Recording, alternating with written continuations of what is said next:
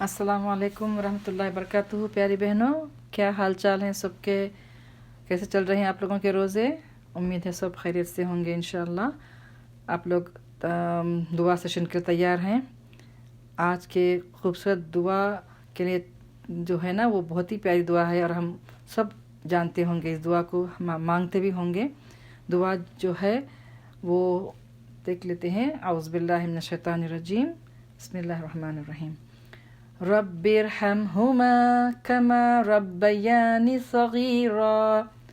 ऐ मेरे रब, उन पर रहम फरमा जिस तरह इन्होंने रहमत और शफ़क़त के साथ मुझे बचपन में पाला था। अमूमन बहुत सारी चीज़ें हम सीख लेते हैं लेकिन फिर भी भूल जाते हैं ना।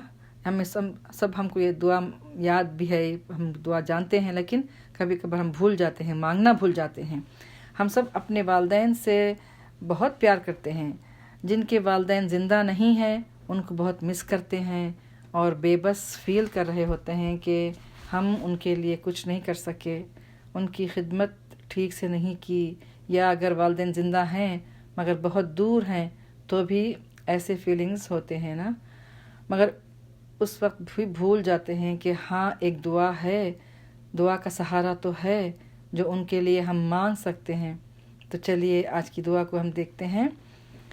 तो जो रब्बिरहमहुमा कमा रब्बयानी सगीरा, तो हम सब जानते हैं कि इस दुआ को वालिदैन के लिए की जाती है, ये तो हमें मालूम है। इसका दूसरा रुख ये है कि वालिदैन के साथ जिसका हमारे ऊपर एहसान है, जिसने भी हमारी तरबियत में हिस्सा डाला है, उनको भी अपने जहन में लेकर आना है इस दुआ, और उनके लिए भी ये दुआ करनी है। तो अब देखें, हम सिर्फ समझते थे कि सिर्फ ये वालिदैन के लिए भी है, नहीं, ये उनके लिए भी है जिनका एहसान हम पर है, जिन्होंने हमारी तरबियत में हिस्सा डाला था। तो अब देखें, वालिदैन के जो हक़ हैं अल्लाह के बाद सबसे पहले वालिदैन का हक़ है ना, और उनके एहसानात हम पर बहुत हैं और कई सारे उनके एहसानात हमें याद भी नहीं हैं। मसलन जब से हम पैदा हुए और हमें खैर मिली, और वो तो सब हमें याद भी नहीं ना। वो तो हमारी तशऊर की एज में भी नहीं थी। हर बच्चा मुख्तलिफ होता है ना, हर बच्चे की डिफरेंट नीड्स होती है और वालिदैन हर बच्चे की नीड्स को पूरा कर रहे होते हैं। जब एक बच्चा होता है तो सारा फोकस उस पर होता है, और जब दूसरा आता है तो दोनों का ख्याल रखते हैं ना, दोनों को प्रॉपर अटेंशन देते हैं। ऐसा नहीं कि एक को छोड़ दिए एक को करा।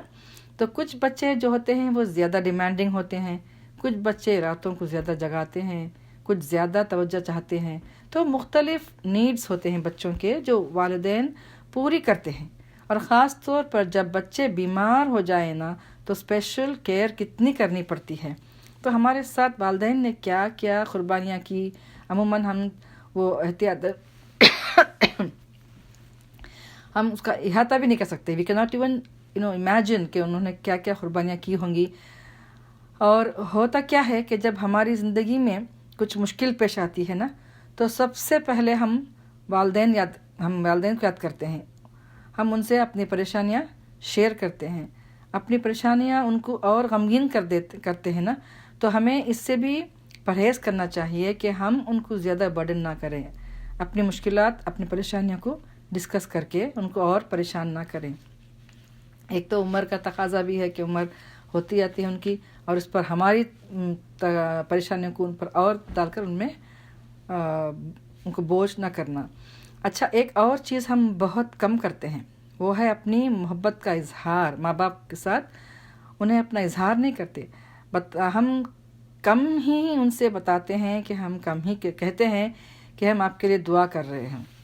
हम कितना कम अपने वालिदैन को अच्छी बातों के ज़रिए ये कहते कि वाकई हम अप्रिशिएट करते हैं जो भी आपने हमारे लिए किया, कुर्बानी की, हम आपके लिए दुआ करते हैं। ऐसे हम कहाँ कहते हैं उनसे? ऐसी बातें उनको बहुत खुश करती हैं, उनको अपलिफ्ट करती हैं, क्योंकि जब वालिदैन ओल्ड एज को पहुँचते हैं ना, तो एक तरह से अपनी ज़िंदगी को रैप अप कर रहे होते हैं। उन्होंने पूरी ज़िंदगी बच्चों के इर्द गिर्द घूमती रही थी। जब बच्चे बड़े हो जाते हैं तो अपनी ज़िंदगियों में इतना मसरूफ़ हो जाते हैं, तो उनके पास वालिदैन के लिए इतना वक्त ही नहीं होता یا اگر والدین ساتھ بھی رہتے ہیں تو بھی وہ ان کو ٹیک فار گرانٹیڈ لیتے ہیں. تو اس وقت اور زیادہ محتاط ہونا پڑتا ہے اور ہونے کی بھی ضرورت ہے کہ ہمارا ان کے ساتھ جو برتاؤ ہے یا جو ہم ان سے جس انداز میں بات کرتے ہیں وہ کیسا ہے. قرآن میں بھی کیا آتا ہے کہ ہمارا جو فزیکل پوسچر ہے اس میں بھی ہمیں نرمی ہونی چاہیے کہ بالکل جھک جائیں ہم ان کے سامنے. ہماری زندگیوں میں بھی اگر کوئی مشکلات ہیں یہ سوچیں کہ کہیں مجھ سے کوئی غلطی نہ ہو گئی ہو نا. کسی ایک لیکچر میں ایک اسکالر کہہ رہے تھے کہ جب میری زندگی میں کوئی مشکل پیش آتی ہے نا تو میں فوراً اپنی ماں کو فون کرتا ہوں کہ کہیں کوئی بات میں نے ایسی تو نہیں کہہ دی، کہیں ان کے حق میں کوئی کمی تو نہیں کر دی، کہیں وہ ناراض تو نہیں کر رہے کہ میری زندگی میں یہ مشکل پیش آئی ہے. سبحان اللہ، ہم کیا سوچتے ہیں اس طرح. کتنی اچھی لگی یہ بات کہ جب بھی ان کو مشکل آتی ہے تو وہ ان کے دماغ میں کیا آتا ہے کہ کہیں مجھ سے ایسی غلطی نہ ہو گئی ہو جس سے میری ماں ناراض ہے. تو اسی طرح ہم اپنے ہسبینڈس کو بھی ان کے والدین سے دور کرنے کا سبب نہ بنیں. اگر ہم وہاں سے کاٹنے کی کوشش کرتے ہیں نا اور ہمیں اچھا نہیں لگتا کہ وہ اپنے والدین کے ساتھ احسان کرے تو ہو سکتا ہے اس کی وجہ سے وہاں کمی ہونے کی وجہ سے ہمارے اپنے گھروں میں مشکلات کا شکار ہوں. اپنے بچوں کے ذریعے سے ہو سکتا ہے یہ. تو ہمیشہ ہمیں اپنے والدین کے لیے دعا کرنی ہے اور یہ دعا اگر کسی کے والدین دنیا سے چلے بھی گئے ہیں نا تو بھی کرنی چاہیے، کیونکہ رحمت کا محتاج تو انسان مرنے کے بعد بھی ہوتا ہے. والدین جنت کا ڈائریکٹ راستہ ہے. ایک شخص نے آپ صلی اللہ علیہ وسلم سے پوچھا، یا رسول اللہ، ماں باپ کو اولاد پر کیا حق ہے؟ تو آپ صلی اللہ علیہ وسلم نے فرمایا، والدین ہی تمہاری جنت ہے اور وہی تمہاری دوزخ ہے. تو یہ اتنا بڑا ہمارا دروازہ ہے جنت کا جو کہ ہم چھوڑ کر کے کبھی کبھار اور مختلف قسم کی نیکیوں میں لگ جاتے ہیں اور اس کو نیگلیکٹ کر دیتے ہیں. تو ہم ایسا نہیں کرنا ہے، ٹھیک ہے نا؟ تو چلیے اس دعا کو مانگ لیتے ہیں. رب ارحمہما کما ربیانی صغیرا.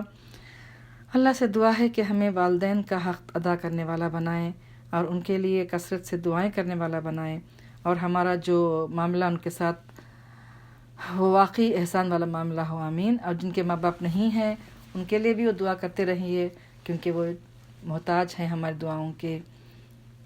آخر دعوانا الحمدللہ رب العالمین. سبحانک اللہم وبحمدک، نشہد ان لا الہ الا انت، نستغفرک ونتوب الیک. جزاکم اللہ خیرا کثیرا. السلام علیکم ورحمۃ اللہ وبرکاتہ.